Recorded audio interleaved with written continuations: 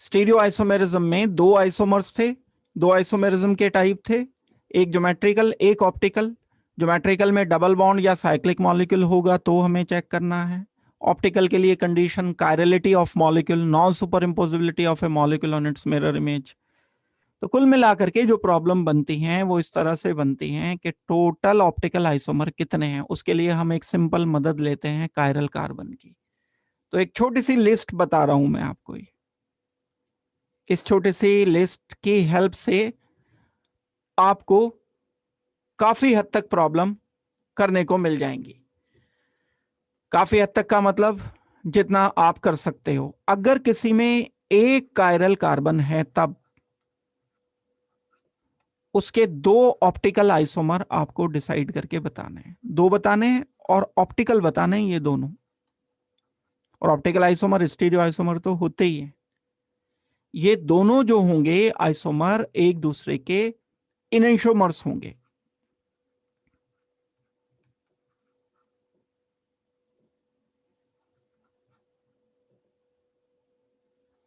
क्यों होंगे इनेंशोमर्स? क्योंकि ये मिरर इमेज आइसोमर्स है।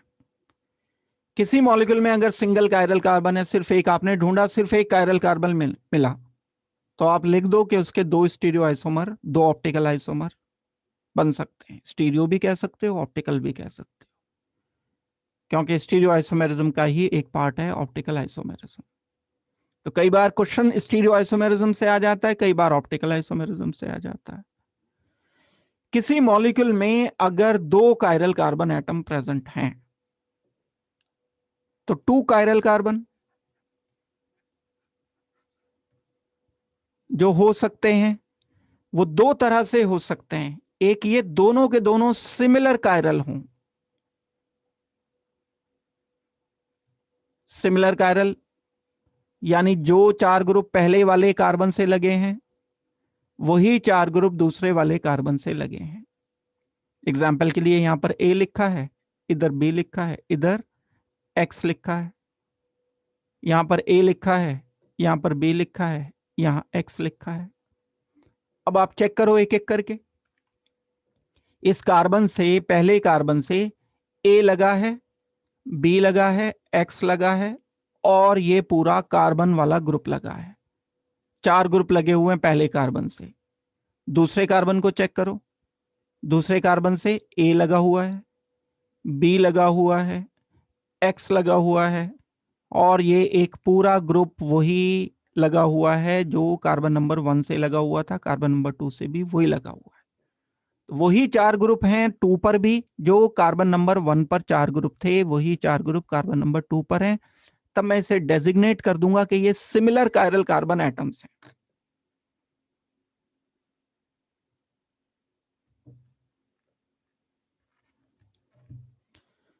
इसको हम डेजिग्नेट करेंगे कि ये सिमिलर कायरल कार्बन एटम्स हैं। दो कायरल कार्बन अगर सिमिलर हैं, यानी जो चार ग्रुप कार्बन नंबर 1 से लगे हैं वही चार ग्रुप कार्बन नंबर 2 से लगे हैं, तब मैं इसको बोलूंगा सिमिलर कायरल कार्बन एटम्स। अगर दो हैं तब टोटल ऑप्टिकल आइसोमर्स आपको रिपोर्ट करने हैं तीन। तीन ऑप्टिकल आइसोमर रिपोर्ट करने हैं। ये बात हमेशा सही निकलेगी, कभी गलत नहीं आएगी। यहां पर दो आइसोमर रिपोर्ट करने हैं, ये बात हमेशा सही निकलेगी, गलत नहीं आएगी। मैक्सिमम प्रॉब्लम सॉल्व हो जाएंगी। ये बिल्कुल शॉर्टकट तरीका है, जो आप लोगों को चाहिए होता है वही तरीका है ये। सिंगल कायरल कार्बन देखो, दो ऑप्टिकल आइसोमर बता दो। दो सिमिलर कायरल, दो कार्बन नहीं बोल रहा हूं, दो कायरल नहीं बोल रहा हूं मैं, दो सिमिलर कायरल कार्बन अगर कहीं मौजूद हैं तो आप रिपोर्ट कर दो आंसर। ऑप्शन में ढूंढो तीन ऑप्टिकल आइसोमर है तो क्लिक कर दो उसको। ये दो कायरल कार्बन ऐसा भी हो सकता है कि डिसिमिलर हों। एक पॉसिबिलिटी ये भी है कि ये दोनों के दोनों कायरल कार्बन अगर डिसिमिलर हैं, टू कायरल कार्बन लेकिन ये डिसिमिलर हैं।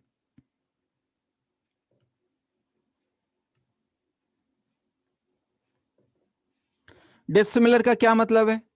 जो चार ग्रुप एक से लगे हुए हैं वो चार ग्रुप दूसरे से नहीं लगे हुए हैं।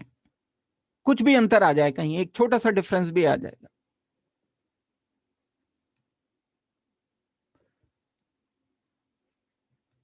डिसिमिलर कायरल कार्बन, एक कार्बन से ग्रुप लगा हुआ है ए, बी, सी या एक्स ले लेता हूं मैं, दूसरे कार्बन से लगा हुआ है, सपोज करते हैं ए ही लगा हुआ है, इधर बी ही लगा हुआ है, यहां एक्स की जगह वाई आ गया।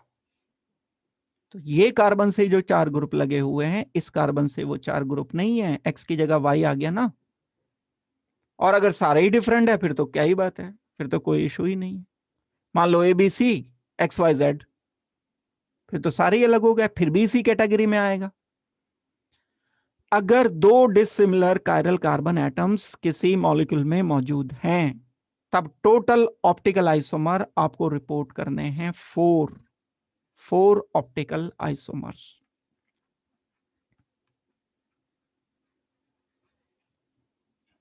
यह है हमारा तरीका सॉल्व करने का, शॉर्टकट तरीका। अब डायस्टीरियोमर एंड एनेंटियोमर की बात आती है। अगर तो सिंगल कायरल कार्बन है तो 2 बनेंगे, ये 2 हमेशा एनेंटियोमर होंगे, डायस्टीरियोमर नहीं होंगे। अगर 3 आंसर आ रहा है हमारा, 2 सिमिलर कायरल कार्बन, तो इसमें एक तो होगा मीजो। अभी मैं डिस्कस करूंगा कि मीजो कंपाउंड क्या होता है। एक जरूर ऑप्टिकल इनएक्टिव कंपाउंड होगा, 2 सिमिलर कायरल कार्बन एटम्स अगर प्रेजेंट हैं मॉलिक्यूल में, तो एक ऑप्टिकल इनएक्टिव कंपाउंड जरूर होगा। 2 ऑप्टिकल एक्टिव होंगे, वो आपस में एनेंटियोमर होंगे, और ये एनेंटियोमर मीजो के साथ डायस्टीरियोमर होंगे, यानी मीजो भी होगा इन 3 में, डायस्टीरियोमर भी होगा। मैंने डेफिनेशन बताई थी आपको लास्ट क्लास में डायस्टीरियोमर की, एंड एनेंटियोमर भी होगा।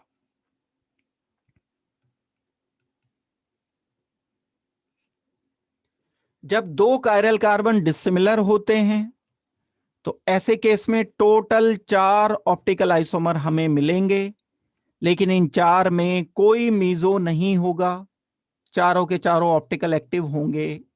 मीजो कंपाउंड इस केस में नहीं बनेगा। हां, डायस्टीरियोमर्स बनेंगे।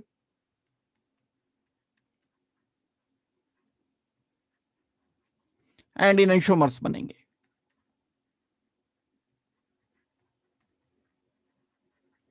ये पूरी बात आ गई, हर टाइप की प्रॉब्लम सॉल्व हो जाएगी इस छोटे से चार्ट से जो सामने लिखा है। सिंगल कायरल कार्बन, आंसर 2, बस एनेंटियोमर्स, कोई मीजो नहीं, कोई डायस्टीरियोमर नहीं। 2 similar chiral carbon atom, 3 molecule, 3 में डायस्टीरियोमर भी बनेगा, मीजो भी बनेगा, एनेंटियोमर भी बनेगा। 2 कायरल कार्बन डिसिमिलर अगर हैं तो मीजो नहीं बनेगा, ऑप्टिकल इनएक्टिव नहीं होगा, चारों के चारों ऑप्टिकल एक्टिव होंगे, और डायस्टीरियोमर्स भी बनेंगे, एनेंटियोमर्स भी बनेंगे, डायस्टीरियोमरिक पेयर भी बनेंगे, एनेंटियोमरिक पेयर भी बनेंगे। ये बात लेकर के अब हम प्रॉब्लम करने वाले हैं। क्वेश्चंस मैं दे रहा हूं अभी, जो क्वेश्चंस आते हैं जैसे क्वेश्चंस, वैसे क्वेश्चन मैं अभी करने के लिए दे रहा हूं। मैं जो क्वेश्चन लिख रहा हूं, ये लिख रहा हूं कि आपको बताना है टोटल ऑप्टिकल आइसोमर, जो मैं कंपाउंड लिख करके दूंगा आपको, उसमें टोटल ऑप्टिकल आइसोमर्स की संख्या बतानी है। ये मैंने क्वेश्चन दिए हैं आपको, 8 क्वेश्चन दिए हैं। इससे पहले मैंने अभी आपको एक बेसिक सी थ्योरी बताई है। किसी में अगर सिंगल कायरल कार्बन एटम है तो आपको आंसर क्या रिपोर्ट करना है, आपको 2 ऑप्टिकल आइसोमर बताने हैं। किसी में अगर 2 कायरल कार्बन है और वो सिमिलर हैं, सेम हैं, तो आपको आंसर रिपोर्ट करना है ऑप्टिकल आइसोमर्स का 3 ऑप्टिकल आइसोमर बनेंगे। और किसी मॉलिक्यूल में अगर 2 डिसिमिलर कायरल कार्बन एटम्स हैं, तब आपको आंसर करना है 4 आंसर रिपोर्ट करोगे ऐसे केस में। तो 2 से ज्यादा मैंने दिए ही नहीं है, या तो 1 है, या 2 सिमिलर हैं, या 2 डिसिमिलर हैं। ये देखते हुए आप इसमें जल्दी से आंसर मुझे बताओ, और सबको करना है, सबको आंसर करना है। इसमें हमें जो बेसिक रखना है वही कार्बन कायरल चेक करने हैं, कितने कायरल कार्बन एटम्स प्रेजेंट हैं इन सभी केसेस में। ए पार्ट में एक कायरल कार्बन है, सिर्फ ये वाला, तो एक कायरल कार्बन होता है तो हमारा ऑप्टिकल आइसोमर बनते हैं टोटल 2। तो पहले का आंसर 2 हो गया। ब्यूटन 2 ऑल एक ऐसा मॉलिक्यूल है जिसमें single chiral carbon atom present होता है। ये कार्बन कायरल है, इसकी बात हो रही है, तो इसका हमारा आंसर होगा 2।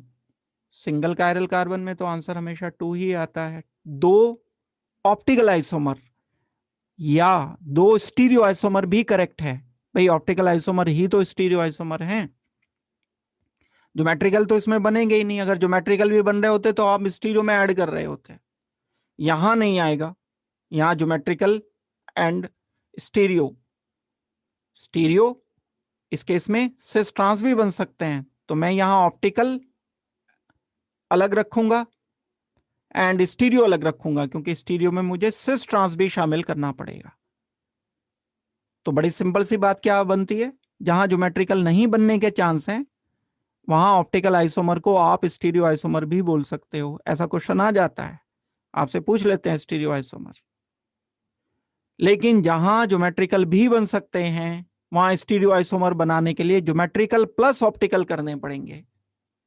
तो ये बात ध्यान से करनी है। जैसे यहां 3,4 डाइमिथाइल हेक्सेन का स्ट्रक्चर हम बनाते हैं। हेक्सेन एक ये मॉलिक्यूल है, 3 पोजीशन पर CH3, 4 पोजीशन पर CH3, 3,4 डाइमिथाइल। अब इसमें कायरल कार्बन की संख्या देखो आप, कायरल कार्बन इसमें है टोटल 2, एक ये है और एक ये है। ध्यान से देखोगे तो सिमिलर हैं ये दोनों। इधर क्या लगा है इथाइल, इधर भी इथाइल है। इधर क्या लगा है मिथाइल, इस पर भी मिथाइल है। इधर क्या है H, इधर भी H है। तो ये दोनों सिमिलर कायरल कार्बन है, तो हमारा आंसर इसमें 3 आएगा। अभी आपको एक चार्ट बताया था वो। क्वेश्चन नंबर 4 में अगर हम कंसीडर करते हैं, ये 4 में एक कायरल कार्बन ये है, एक ये है। ये डिसिमिलर हैं Br की वजह से नहीं, Br तो दोनों सेम है, लेकिन यहां पर इस Br वाले कार्बन पर इथाइल ग्रुप है, यहां पर मिथाइल ग्रुप है। कायरल ये भी है, कायरल ये भी है। तो दो डिसिमिलर कायरल कार्बन होने का मतलब हमें आंसर 4 रिपोर्ट करना पड़ेगा। 4 ऑप्टिकल आइसोमर, क्योंकि यहां ज्योमेट्रिकल नहीं बन रहे हैं, इसलिए मैं स्टीरियो आइसोमर भी बोल सकता हूं। हाँ, अगर डबल बॉन्ड भी होता कहीं तो मुझे अब फिर स्टीरियो नहीं बोलना था, स्टीरियो की संख्या ऑप्टिकल से अलग हो सकती थी। 5 देखो, 3 ब्रोमो 4 क्लोरोहेक्सेन। 3 ब्रोमो 4 क्लोरोहेक्सेन का मतलब यह है कि मुझे स्ट्रक्चर ड्रॉ करते हुए पहले कायरल कार्बन देखने पड़ेंगे। 3 पोजीशन पर ब्रोमो, 4 पोजीशन पर क्लोरो। तो एक कायरल कार्बन ये है, एक कायरल कार्बन ये है। दोनों डिसिमिलर हैं क्योंकि एक पर Br एक पर Cl लगा है। दो डिसिमिलर कायरल कार्बन एटम्स अगर प्रेजेंट हैं तब मुझे आंसर करना चाहिए इसमें 4 ऑप्टिकल आइसोमर, क्योंकि इसमें ज्योमेट्रिकल नहीं बन सकते। कैसे पता चलेगा नहीं बन सकते, ना तो डबल बॉन्ड है ना साइक्लिक रिंग है। तब मैं बोल सकता हूं कि मैं स्टीरियो आइसोमर अगर आता क्वेश्चन तो भी मैं 4 ही आंसर करता। नंबर 6 पर आते हैं। कायरल कार्बन, क्योंकि हमें ऑप्टिकल पूछा है तो ऑप्टिकल में अब कायरल कार्बन देखो, ये कायरल कार्बन है। दो सिमिलर कायरल कार्बन एटम्स हैं, दो सिमिलर कायरल कार्बन एटम्स हैं तो भाई चेक करो, Cl है, इससे भी Cl है, इससे ये CH2 पूरा ग्रुप लगा है, इससे भी ये CH2 पूरा ग्रुप सेम लगा है, इससे भी H लगा है, एक इससे भी H लगा है, इससे ये वाला ग्रुप और इससे ये वाला ग्रुप दोनों सेम है एक दूसरे से। तो आंसर मुझे, क्योंकि दो सिमिलर कायरल कार्बन एटम हैं तो 3 आंसर करना पड़ेगा। ऑप्टिकल आइसोमर इसमें आप लिखोगे 3। इसके बाद वाली प्रॉब्लम देखो, इसके बाद वाली प्रॉब्लम में दो dissimilar chiral carbon atom present हैं। ये कार्बन कायरल है, ये भी कायरल है, लेकिन इससे ये C double bond oxygen group लगा है, इससे ये CH2 ग्रुप लगा है यहां। तो ये तो अलग है, ये अलग है, तो दो डिसिमिलर कायरल कार्बन हो गए। आंसर 4 रिपोर्ट करना पड़ेगा। यहां भी दो डिसिमिलर कायरल कार्बन है, क्योंकि ये तो देखने से ही पता लग रहा है, यहां पर एक Br है एक Cl है दोनों ये कायरल।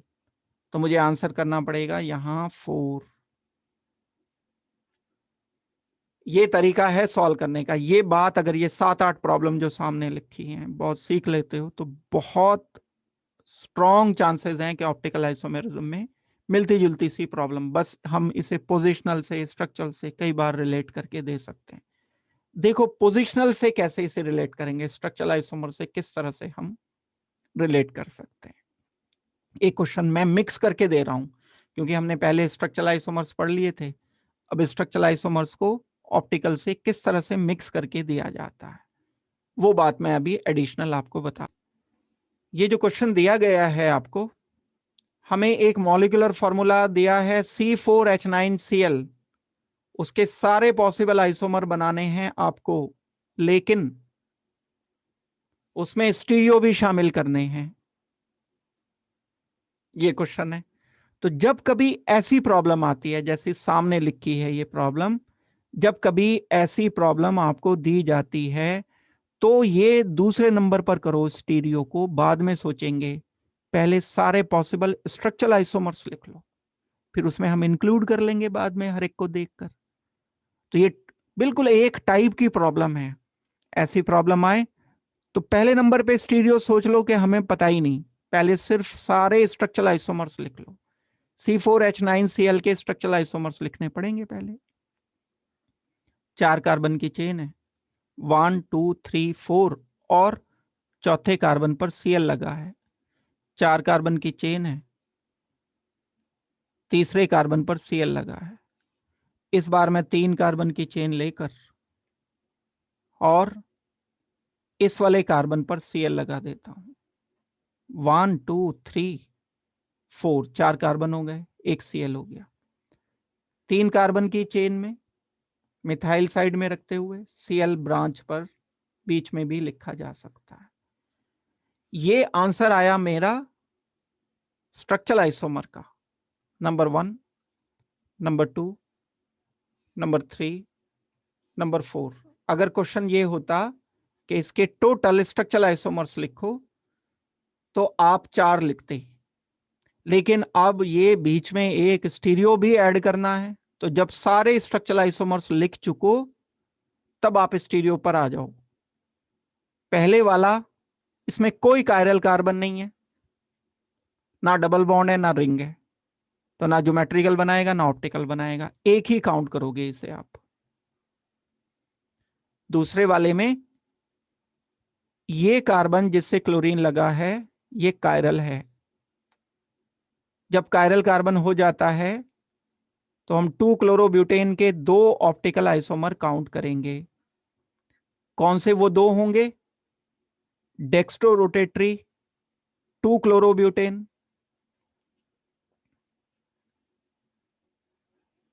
And levorotatory 2 chlorobutane.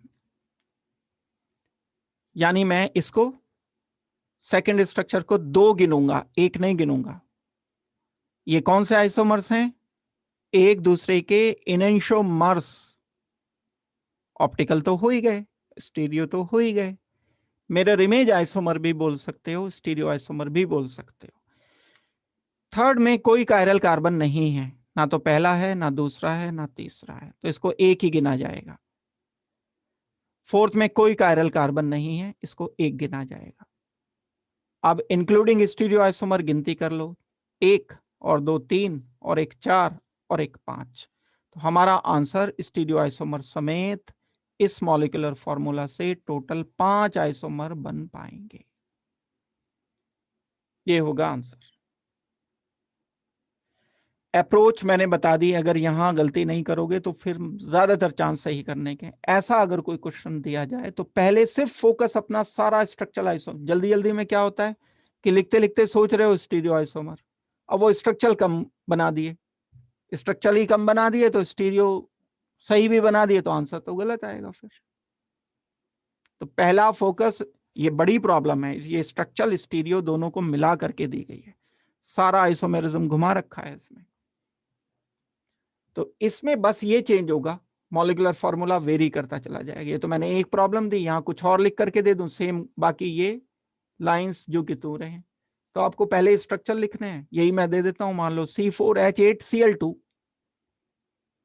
ये मॉलिक्यूलर फॉर्मूला लिख दिया। इसके टोटल पहले स्ट्रक्चर लिखो, फिर हर स्ट्रक्चरल आइसोमर से जितने भी पॉसिबल स्टीरियो आइसोमर्स हैं वो लिखो, सबको ऐड कर दो। ये पोजिशनल से भी आ सकता है। How many isomers including stereoisomers are possible when butane is dichlorinated। अब जब ब्यूटेन को बोल दिया ब्यूटेन, तो ब्यूटेन तो नहीं चेंज कर सकते आप, सारे स्ट्रक्चर तो नहीं बनाओगे, सिर्फ पोजिशनल बनाओगे डाइक्लोरिनेशन वाले। ऐसी प्रॉब्लम, ये वाली जो प्रॉब्लम मैं बोल रहा हूं ये पुरानी आ चुकी है। जब वो स्क्रीनिंग वाले अलग होते थे एग्जाम, उसमें ये प्रॉब्लम आ चुकी है। देखो क्या प्रॉब्लम मैं बता रहा हूं आपको। ये वाली प्रॉब्लम पहले वाली प्रॉब्लम से थोड़ी सी अलग है। How many isomers including stereoisomer या optical isomers formed by dichlorination of butane। Butane लिख लिया, उसका डाइक्लोरिनेशन कराया, जितने भी बनेंगे पोजिशनल आइसोमर बनेंगे। उन पोजिशनल आइसोमर्स को ज्यादा से ज्यादा जितने बन सके लिख लो।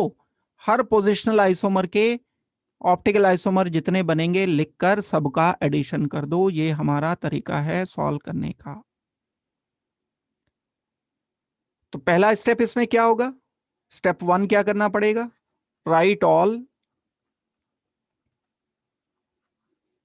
Positional isomers.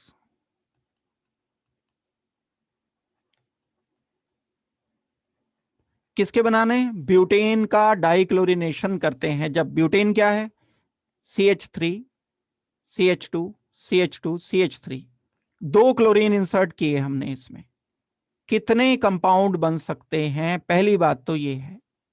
ऑप्टिकल तो करना बाद की बात है।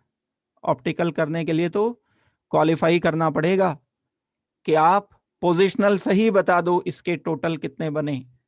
तो पोजिशनल लिखता हूं मैं पहले। 2 क्लोरीन अलग अलग पोजीशन पर कितने पैटर्न लिखे जा सकते हैं? पहली बात तो ये है। हो सकता है शायद ये वाली प्रॉब्लम तब कराई हो जब हमने पोजिशनल आइसोमर्स किए हों, ऐसा हो सकता है। ये ब्यूटेन लिख दिए मैंने, एक और लिख देता हूं। अब अगर मैं इसका डाइक्लोरिनेशन करूंगा तो 2 क्लोरीन यहां पर आ सकते हैं। अगर आपने पक्के कर लिए ये 2 chlorine 1-2 position, 1-1 dichlorobutane, 1-2 dichlorobutane, 1-3 dichlorobutane, 1-4 dichlorobutane, 2-2 dichloro, 2-3 dichlorobutane. ये सब पॉसिबिलिटी हैं। 6 स्ट्रक्चर बन पाए, ये स्ट्रक्चर तो पोजिशनल आइसोमर्स हैं। तो how many positional isomers can be written? 6 positional isomers, ये 6 लिख पाए हम। Structure number 1, 2, 3, 4, 5 and 6।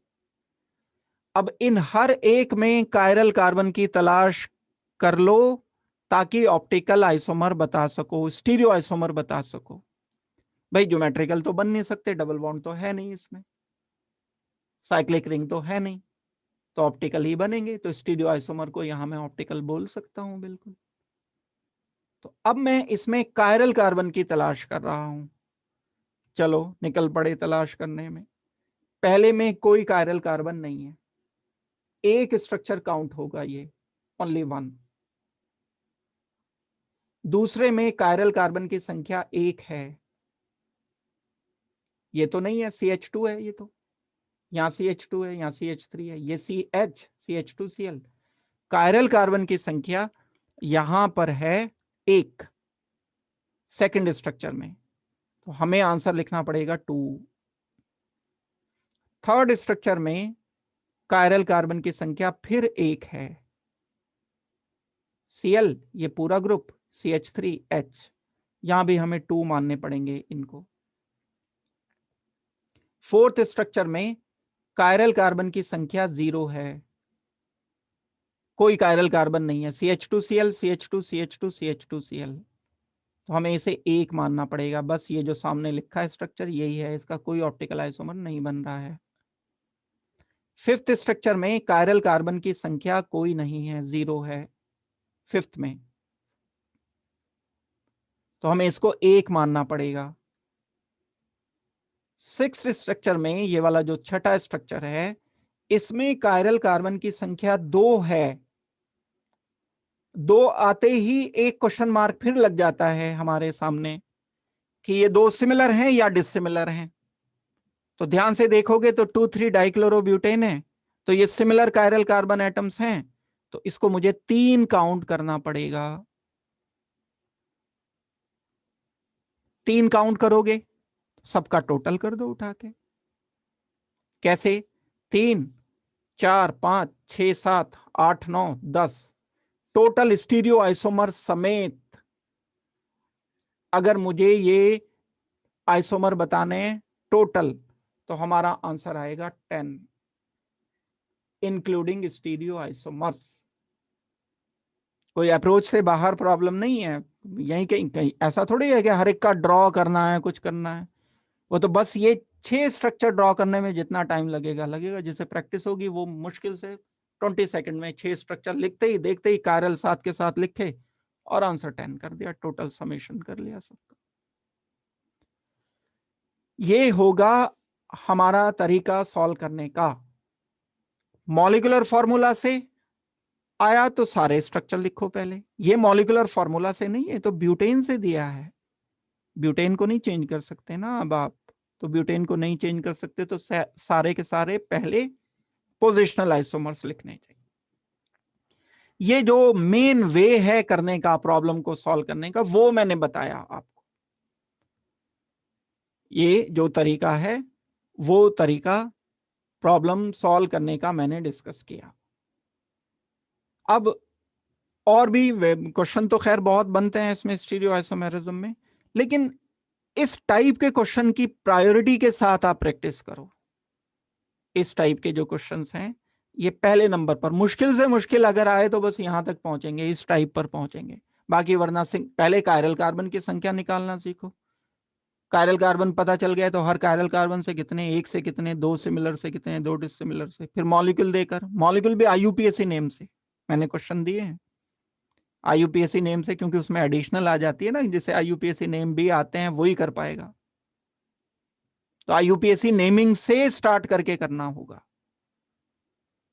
और फिर कई बार केमिकल रिएक्शन, क्योंकि हम रिएक्शन तो कर नहीं रहे हैं यहां, कई बार ये भी दे दिया जाता है कि केमिकल रिएक्शन में कितने प्रोडक्ट्स मिले हमें, और ऑप्टिकल आइसोमर समेत एक आधा वो भी पैटर्न बता देता हूं मैं। अब उसके लिए आपको जो हमने रिएक्शंस पढ़े हैं अल्काइल हैलाइड के, ये भी तो अल्काइल हैलाइड का ही रिएक्शन था, अल्काइल हैलाइड की प्रिपरेशन कराई थी मैंने आपको, एल्केन का हेलोजिनेशन करके वही किया है मैंने। ये अल्काइल हैलाइड से उठी हुई है ये प्रॉब्लम, बस मिक्स कर दिया इसको ऑप्टिकल आइसोमेरिज्म से, अल्कोहल से मिक्स करके बताता हूं प्रॉब्लम। अगर आपको ये कहा जाए, एक क्वेश्चन दिया जाता है कि ये कोई एल्कीन है, इसका हमने हाइड्रेशन किया,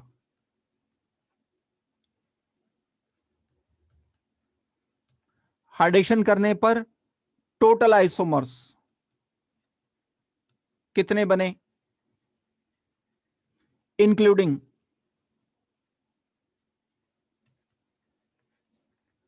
ऑप्टिकल आइसोमर्स। देखो, इंक्लूडिंग कहने का मतलब ये नहीं है कि जो हमारा आंसर आएगा वो टोटल ऑप्टिकल आइसोमर आएगा। जो इससे पहले वाली प्रॉब्लम थी, मैं बता दूं आपको, गलतफहमी ना रहे, वो 10 के 10 आपस में ऑप्टिकल आइसोमर नहीं थे, प्लीज ये बात ध्यान रखना। 10 के 10 कहां से थे? एक तो 1,1 डाइक्लोरो था, एक 1,2 डाइक्लोरो था, तो ये आपस में थोड़ी ऑप्टिकल होगा, ये तो आपस में स्ट्रक्चरल आइसोमर्स हैं। सारे स्ट्रक्चरल आइसोमर्स, हर स्ट्रक्चरल आइसोमर के ऑप्टिकल हमने इंक्लूड कर लिए, तो 10 आंसर आया। ऑप्टिकल आइसोमर 10 नहीं आएगा, ये बात ध्यान देने की है। कंसेप्ट अगर क्लियर है तब आप सोच पाओगे इस बात को। ये सेम प्रॉब्लम यहां पर है, टोटल आइसोमर बताने इंक्लूडिंग ऑप्टिकल, यानी वो जो भी आंसर हमारा नंबर आएगा वो सारे टोटल आपस में सब के सब ऑप्टिकल आइसोमर नहीं होंगे, ऑप्टिकल तो उसमें इंक्लूडेड है। तो हाइड्रेशन पहली बात, तो अब यहां पे तो अटक जाएंगे, पहले तो हमें यही पता होना चाहिए कि हाइड्रेशन क्या होता है भाई। H पॉजिटिव वाटर की प्रेजेंस में जब हम रिएक्शन करते हैं तब अल्कोहल बन जाता है। यहां एक OH इधर आ सकता है, एक बार OH इधर आ सकता है। जब हम एडिशन कर देंगे तो एडिशन करने पर प्रोडक्ट हमें 2 मिलेंगे। मैं रिएक्शन के डिटेल में जाए बिना बता रहा हूं, एक तो मिल जाएगा, ये OH आएगा यहां, एक और मुझे प्रोडक्ट मिलेगा, वो प्रोडक्ट होगा ऐसा कुछ। यहां इस पोजीशन पर OH आएगा,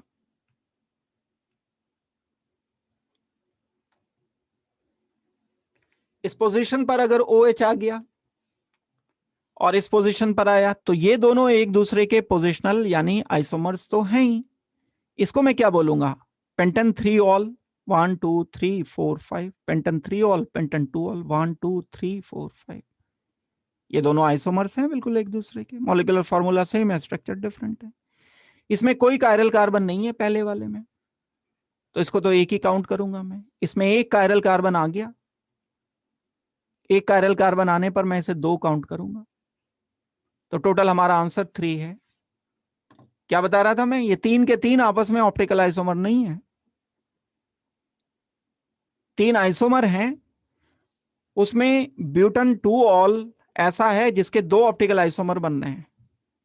butane 2 ol, butan 3 ol, sorry, pentan 2 ol and pentan 3 ol आपस में ऑप्टिकल आइसोमर नहीं है, क्योंकि इनकी तो पोजीशन ही अलग अलग है। भाई बॉन्डिंग तो सेम होनी चाहिए ना, डेफिनेशन नहीं बोलनी आइसोमेरिज्म की ऑप्टिकल की, जिनमें बॉन्डिंग के पैटर्न सेम हो लेकिन ओरिएंटेशन डिफरेंट हो। इनमें तो बॉन्डिंग के पैटर्न ही अलग हैं, तो स्ट्रक्चरल आइसोमर्स हैं। तो ऐसी प्रॉब्लम भी आ सकती है। एक केमिकल रिएक्शन दे दें, उस सिंपल सा केमिकल रिएक्शन दे दिया, ये बड़ा आसान केमिकल रिएक्शन है, अल्कोहल बनाने में हमने पढ़ा है, hydration, water H positive dilute sulphuric acid को एल्कीन से रिएक्शन करने पर अल्कोहल बन जाता है। वो जो अल्कोहल बना उसके कितने आइसोमर बनेंगे, अब इसमें सारा +2 +1 आइसोमेरिज्म केमिकल रिएक्शन सब घुमा रखे हैं सारे। IUPAC नेमिंग हो सकता है, ये IUPAC नेमिंग से दे दें कि हमने रिएक्शन किया पेंटुइन को जब सल्फ्यूरिक एसिड से रिएक्शन किया। तो आना जरूरी है सारा कुछ। तो अब हम इसके बाद थोड़ा सा दूसरा एक पार्ट करते हैं। इसमें मुझे आपको बताना है कि मीजो कंपाउंड क्या होते हैं। जब हम मीजो कंपाउंड कर लेंगे तो फिर उसके बाद मैं कोऑर्डिनेशन कंपाउंड्स में आपको आइसोमेरिज्म बताऊंगा कि कोऑर्डिनेशन कंपाउंड में आइसोमेरिज्म हम किस तरह से कर रहे होते हैं।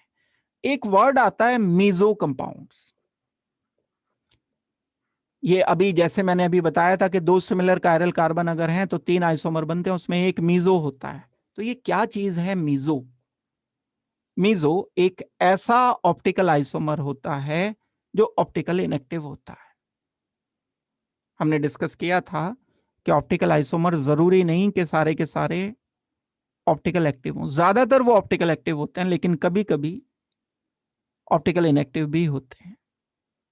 अगर वो ऑप्टिकल इनएक्टिव है ऑप्टिकल आइसोमर, तब मैं मीजो कंपाउंड उसको बोलूंगा। Those optical isomers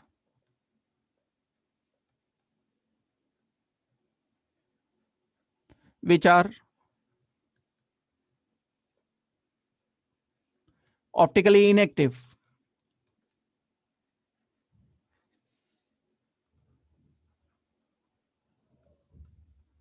are called meso compounds। एक डेफिनेशन। दूसरी डेफिनेशन, अगर ऑप्टिकल इनएक्टिव हैं तो अपने मिरर इमेज पर सुपर इंपोज भी तो हो जाएंगे ना, इसीलिए तो ऑप्टिकल इनएक्टिव है। तो दूसरी डेफिनेशन लिखो। क्या दूसरी डेफिनेशन होगी? सेकंड डेफिनेशन बताइए। वो ऑप्टिकल आइसोमर जो अपनी मिरर इमेज पर सुपर इंपोजेबल हैं, भाई वही तो ऑप्टिकल इनएक्टिव होंगे, उनको हम मेसो कंपाउंड बोल रहे होते हैं। बहुत बड़ा कंफ्यूजन लगता है इसमें, दुनिया के सब ऑप्टिकल इनएक्टिव कंपाउंड को मेसो बता बैठते हो आप। सोचा होता नहीं, क्योंकि वो इंस्टेंट वाली आदत है सबको, बस दिमाग पे बोझ तो देना नहीं है। दुनिया के सब ऑप्टिकल इनएक्टिव कंपाउंड मेसो नहीं है, उसको ऑप्टिकल आइसोमर होना जरूरी है, उसका एक स्टीरियो आइसोमर जरूर ऑप्टिकल एक्टिव होना चाहिए, तब वो मीजो कहलाएगा। अब ऐसे थोड़ी है कि आप वाटर को ऑप्टिकल, मीजो कंपाउंड वाटर भी ऑप्टिकल एक्टिव नहीं है, क्लोरीन भी ऑप्टिकल एक्टिव नहीं है, मिथेन भी ऑप्टिकल एक्टिव नहीं है, इसको थोड़ी कह दोगे कि ये मीजो है। सारे ऑप्टिकल इनएक्टिव कंपाउंड मीजो नहीं है, हाँ सारे मीजो कंपाउंड ऑप्टिकल इनएक्टिव है, ये बात पक्की है। All optical inactive compounds are not meso, but all meso compounds are optically inactive. हमने लिखा है those optical isomers, those compounds थोड़ी लिखा है कि दुनिया का कोई भी कंपाउंड ले लोगे, केयरफुली पढ़नी होती है ना डेफिनेशन को। हमने हाईलाइट किया है those optical isomers, those compound नहीं कहा है, विच आर ऑप्टिकली इनएक्टिव, यानी उसका एक रिलेटिव, उसका एक रिश्तेदार ऑप्टिकल एक्टिव होना जरूरी है। ये जो हम दो सिमिलर कायरल कार्बन में लिख रहे थे अभी, जैसे हमने किया था थोड़ी देर पहले, कि एक कंपाउंड ऐसा है कि उसमें सिमिलर कायरल कार्बन एटम्स हैं, मैं बैकवर्ड लिख रहा हूं, ये वैलेंसी फॉरवर्ड लिख ली, ये मैंने बैकवर्ड लिख दी, ये फॉरवर्ड लिख दी, ये पेपर के प्लेन में लिख दिया। थिक लाइन से आपको पता है कि फॉरवर्ड होती है, बैकवर्ड ब्रोकन लाइन से। तो मैं लिखता हूं ए बी सी, ए बी सी। एक तो ऐसे लिखा जा सकता है, ये एक और तरीका है इसको लिखे जाने का, कार्बन एंड कार्बन पर मैं ये लिखता हूं ए, बैकवर्ड बी लिख दिया, फॉरवर्ड सी लिख दिया। यहां पर मैंने ए लिखा रहने दिया, बैकवर्ड मैंने अब लिख दिया सी, इससे अलग है फर्स्ट वाले से, यहां पर लिख दिया मैंने बी। ये सेकंड मॉलिक्यूल है। First and second are not related by their mirror images. Diastereomers की डेफिनेशन पढ़ी होगी आपने, तो ये डायस्टीरियोमर्स हैं।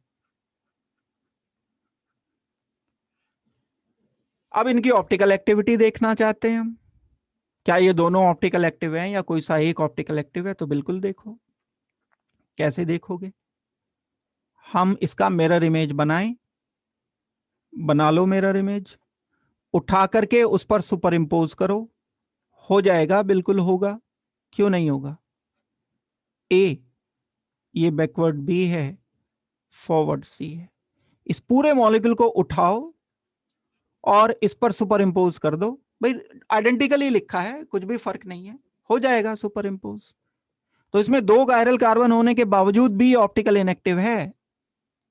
ये मॉलिक्यूल ही मीजो है जो सामने लिखा है, यही मीजो है, क्योंकि इसका मिरर इमेज इस पर नॉन सुपर इंपोजिबल है, ये ऑप्टिकल इनएक्टिव है, फिर भी उसके बावजूद भी के दो कायरल कार्बन एटम्स हैं। इसका मिरर इमेज मैं बनाता हूं सेकंड का। सेकंड कौन है? फर्स्ट का डायस्टीरियोमर।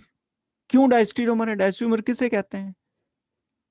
जो मिरर इमेज नहीं होता लेकिन स्टीरियो आइसोमर होता है, वो डायस्टीरियोमर होता है। ये स्टीरियो आइसोमर है। मैंने बॉन्डिंग तो चेंज नहीं की फर्स्ट एंड सेकंड में, क्या चेंज किया? सिर्फ ओरिएंटेशन चेंज किया कार्बन नंबर 2 पर, इसे 1 इसे 2 बोल रहा हूं मैं, इसे 1 एंड 2। कार्बन नंबर 2 पर बी एंड सी का ओरिएंटेशन चेंज किया। बी पहले बैकवर्ड था, यहां बैकवर्ड था, देखो ये फॉरवर्ड ले आया मैं उसे। ओरिएंटेशन चेंज कर देने से ये जो बना, ये दोनों एक दूसरे के स्टीरियो आइसोमर्स हैं, लेकिन क्योंकि ये मिरर इमेज नहीं है इसलिए मैंने इसे नाम दे दिया डायस्टीरियोमर। अगर ये मिरर इमेज होते तब मैं इसको नाम देता कि ये एनेंटियोमर है। जब मैं इन दोनों स्ट्रक्चर्स का, सेकंड स्ट्रक्चर को का मिरर इमेज ड्रॉ करता हूं, तो मिरर इमेज ड्रॉ करने पर ये नॉन सुपर इंपोजिबल आएगा। ये तो सुपर इंपोज हो गया था, लेकिन जब मैं स्ट्रक्चर सेकंड का एक मिरर इमेज बनाकर इस पर सुपर इंपोज कर दूंगा, तब ये यहां पर आ जाएगा सी। सुपर इंपोज नहीं होगा, सेकंड है ये। थोड़ी देर के लिए मैं इसे थर्ड कह रहा हूं, एज इट इज उठा करके मैं रखूंगा, तो ये वाला बी इस सी के ऊपर आएगा। जब मैं इसे अगर चाहता हूं कि रोटेट करके रखूं, तो रोटेट करने पर 180 रोटेट करने पर ये वाला बी बैकवर्ड पहुंच जाएगा इधर, और जबकि यहां पर तो सी है।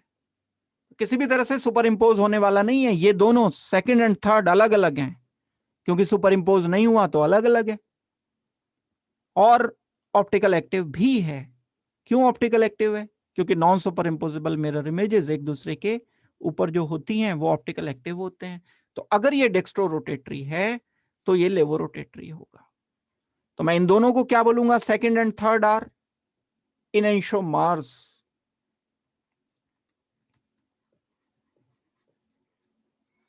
Second and third. तो ये वो वाला केस एक डिस्कस कर दिया मैंने आपको, जिस मॉलिक्यूल में 2 कायरल कार्बन एटम सिमिलर होते हैं तो उसके टोटल 3 आइसोमर बनते हैं। एक 1 का मिरर इमेज तो 1 ही है, आइडेंटिकल है क्योंकि सुपर इंपोज हो गया है, इसको डिफरेंट थोड़ी काउंट करोगे। और एक इसका डायस्टीरियोमर सेकंड, जिसका मिरर इमेज डिफरेंट है, ऑप्टिकल एक्टिव है ये दोनों, इनेंशियोमर है। एक अगर डेक्स्ट्रो रोटेटरी है तो मिरर इमेज लेवो रोटेटरी होगा। तो एक इनेंशियोमेरिक पेयर, ये डायस्टीरियोमेरिक पेयर, और एक ये जो ऑप्टिकल इनएक्टिव है वो meso compound.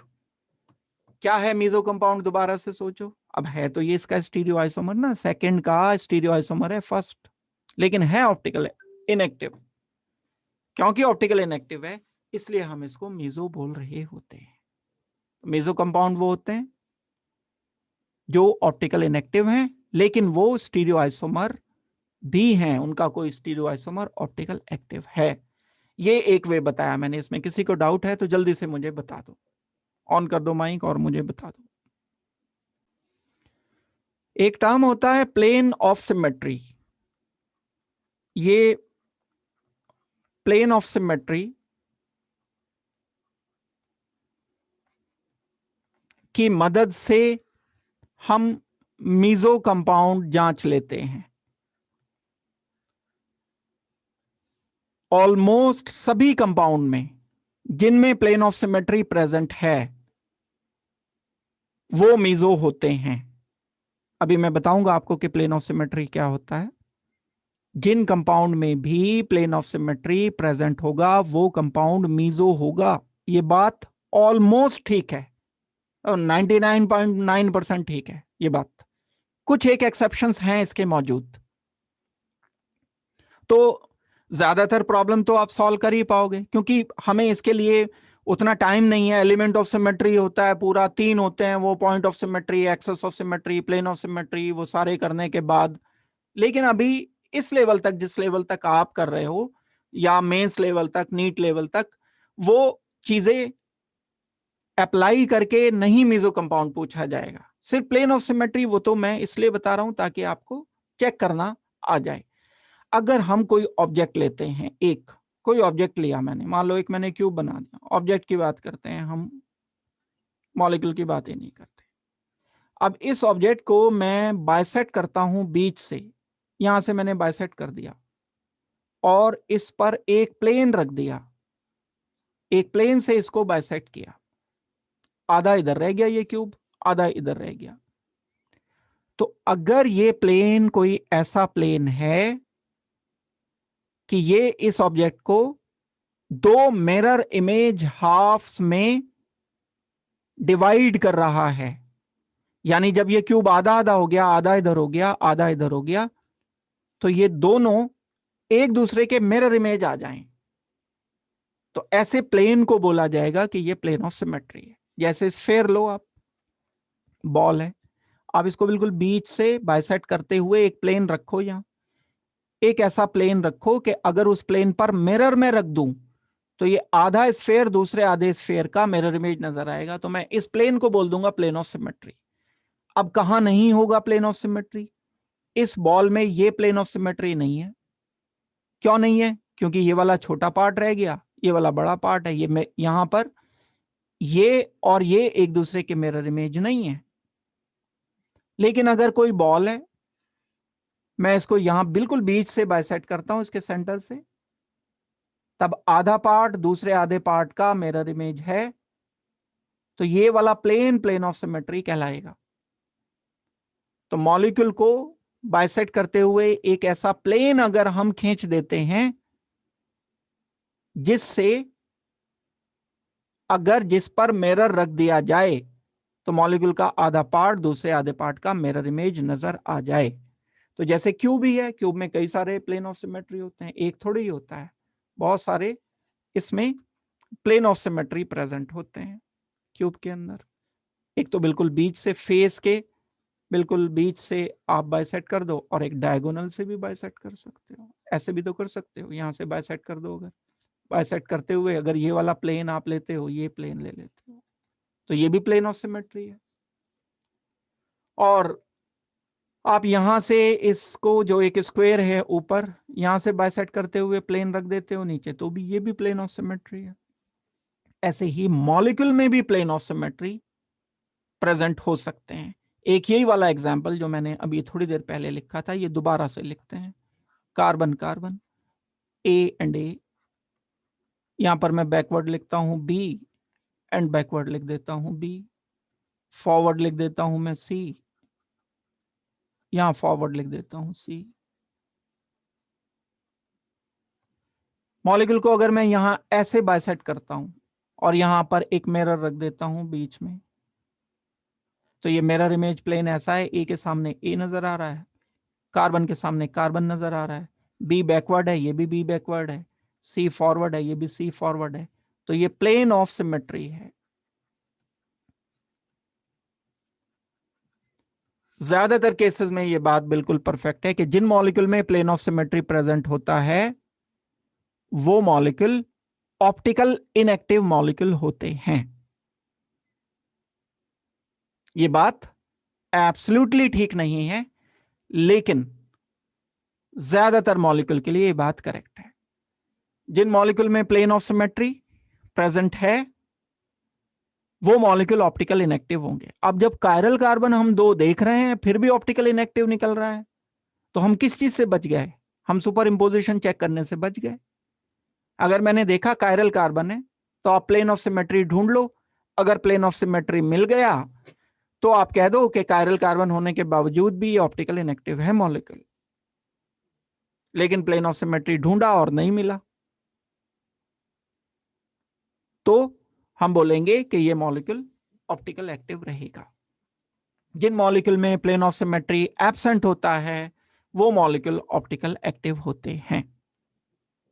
Plane of symmetry अगर किसी मॉलिक्यूल में एब्सेंट है वो मॉलिक्यूल ऑप्टिकल एक्टिव होगा।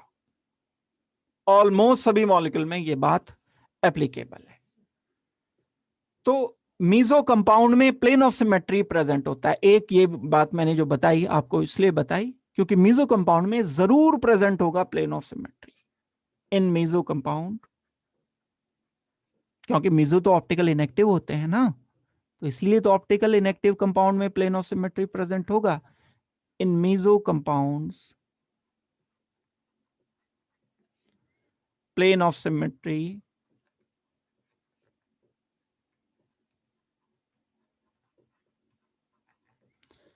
is present।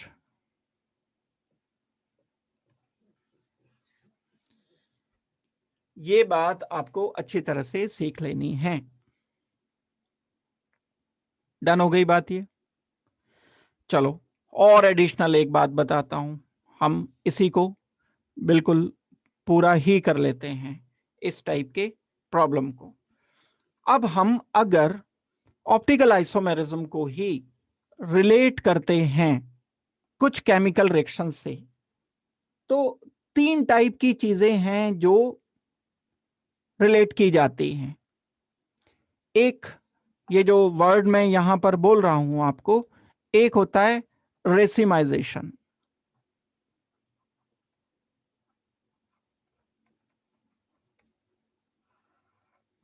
एक होता है इन्वर्जन,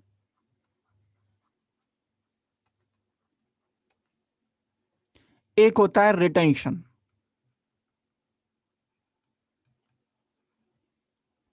इसके जो कॉमन एग्जाम्पल हैं जहां से क्वेश्चन उठने के चांस हैं, बस वो मैं आपको बताऊंगा किन किन केसेस में रेसिमाइजेशन होता है, कहते किसको है रेसिमाइजेशन। देखो अभी हम लास्ट क्लासेस में पढ़ चुके हैं कि कुछ कंपाउंड डेक्स्ट्रोरोटेटरी होते हैं, कुछ लेवोरोटेटरी होते हैं। ये नेसेसरीली आपस में एक दूसरे के मिरर इमेजेस होंगे। एक मैंने ये मॉलिक्यूल लिखा क्लोरीन, यहां पर लिख दिया CH3, यहां फॉरवर्ड लिख दिया Br, बैकवर्ड लिख दिया मैंने H, इसका बना दिया मिरर इमेज। अगर मुझे पता चल गया कि डेक्स्ट्रोरोटेटरी है पोलैरिमीटर की मदद से, तो इसका जो मिरर इमेज मैं लूंगा वो नेसेसरीली लेवोरोटेटरी होगा। ये बात आप जानते हो। अगर मैं इन दोनों का बिल्कुल बराबर बराबर अमाउंट ले लूं, n मोल मैंने इसके लिए तो n मोल इसके ले लिए, और उनको एक ट्यूब में डाल दिया दोनों को, तो D क्या करेंगे, जब प्लेन पोलराइज लाइट आएगी तो क्लॉकवाइज घुमाएंगे, लेकिन मैंने साथ में बराबर का अमाउंट नहीं बराबर का अमाउंट L का भी ले रखा है, तो D घुमाएगा इधर, L घुमाएगा अपोजिट, दोनों की संख्या बराबर है मॉलिक्यूल्स की, मोल्स की, तो नेट बिना किसी रोटेशन के ये लाइट निकल जाएगी। इस मिक्सचर को मैं बोलता हूं कि ये रेसमिक मिक्सचर है। ये तो आपका +2 में अल्काइल हैलाइड वाले चैप्टर का भी पार्ट है, अभी +2 में भी जो बोर्ड एग्जाम है उसमें भी आना है ये सारा। How can we define racemic mixture? Equimolar mixture of enantiomers is called as racemic mixture। बड़ी सिंपल डेफिनेशन है। कैसे डेफिनेशन दोगे रेसमिक मिक्सचर की? Equimolar mixture of enantiomers D and L एक दूसरे के मिरर इमेज हों, इसको बोलते हैं हम रेसमिक मिक्सचर। और ये रेसमिक मिक्सचर बनने का प्रोसेस रेसिमाइजेशन कहलाता है। सब के सब वो रिएक्शन जिसमें आधा D बन जाए आधा L बन जाए, यानी बराबर बराबर अमाउंट बने, आधा का मतलब मेरा बराबर बराबर अमाउंट से है। दुनिया के सब वो केमिकल रिएक्शंस जिसमें डेक्स्ट्रोरोटेटरी एंड लेवोरोटेटरी दोनों बराबर बराबर बनते हैं, नेट ऑप्टिकल रोटेशन 0 होता है, तो ऐसे प्रोसेस को, ऐसे बनने के प्रोसेस को, ऐसे केमिकल रिएक्शन को रेसिमाइजेशन कह सकते हैं, कहते हैं। तो क्या डेफिनेशन मुझे देनी चाहिए रेसिमाइजेशन की? The process of formation of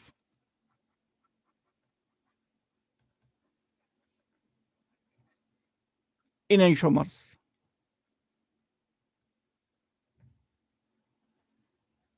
मतलब enantiomers मतलब D plus L equimolar is called as racemisation. अभी हम इसको डिस्कस करेंगे, ये सबसे ज्यादा आने वाला, सबसे ज्यादा काम का है। इसमें एग्जाम्पल भी बहुत हैं, इन्वर्जन के गिने चुने एग्जाम्पल हैं। रिटेंशन के बस जो मैं बता दूंगा यही दो एग्जाम्पल इनके कर लोगे, मोर देन एनफ है, जरूरत नहीं पड़ेगी। ये तो हो गया हमारा racemisation and racemic mixture. Racemic mixture optical inactive होता है क्योंकि उसमें आधे D हैं आधे L है। मीजो अलग है, मीजो तो खुद मॉलिक्यूल, एक अकेला मॉलिक्यूल भी ऑप्टिकल इनेक्टिव है। रेसिमिक मिक्सचर में एक अकेला मॉलिक्यूल, कोई सा एक मॉलिक्यूल निकाल लोगे बाहर, वो ऑप्टिकल इनेक्टिव नहीं है, लेकिन दोनों मिलकर के, आधे D आधे L मिलकर के ऑप्टिकल इनेक्टिविटी क्रिएट कर रहे हैं, तो मीजो होना अलग बात है एंड रेसिमिक होना एक अलग बात है।